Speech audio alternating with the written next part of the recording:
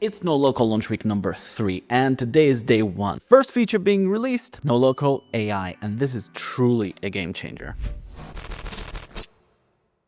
The big idea behind this brand new release is that you can have a custom AI column, or like field, within one of your Noloco tables, and it can do stuff for you. It can classify some of your text, you can feed it a prompt. Let's just take a look and see how this works. Here we have a Noloco instance. I'm just going to jump into my data. This is only available right now for Noloco tables. The way that this works is that you have to have some kind of field that you're going to be feeding into this new AI field. And that field for me is the test text. Just a simple text field, nothing crazy. The next thing that you need to do is go new field, and let's just call this AI test field. Something like that. Type, of course, is AI powered.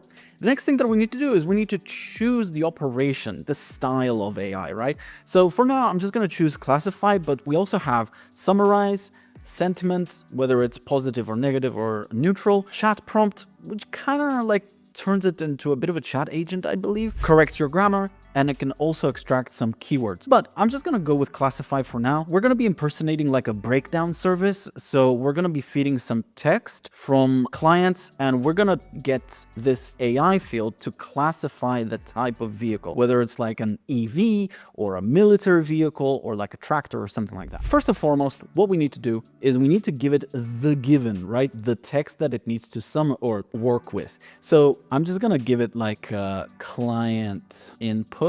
I'm just typing this out, and then I'm going to give it that client input, which is my test text field. And if you know by now, like I have the same style of writing prompts. So typically we begin with giving it, the given, and then we give it the mission. So there we go, your mission. Please extract the type of vehicle the client has based on the client input above. Output type is single option. You can also have multi-option, but here I'm just going to give it the options EV, military, tractor, or other when it can't find anything. And I'm just going to press add field. The next thing that I need to do is, of course, test this whole thing. So we have our test text, and I'm just going to paste in some text. My Humvee broke down in the middle of the street and I need help to get moving again. Please help. Now, the interesting thing about this is that it's not gonna really show you the classification immediately. You're gonna have to refresh. And this is only because we are like in the table. If you were in the front end of the logo, that would happen immediately, but oddly, it won't classify it in front of your face. You have to refresh. And as you can see, it's done a brilliant job. Let's get another piece of text. This reads, my Tesla Model 3 does a bit of a noise when turning, blah, blah, blah. Let's refresh. That should have classified it as an EV.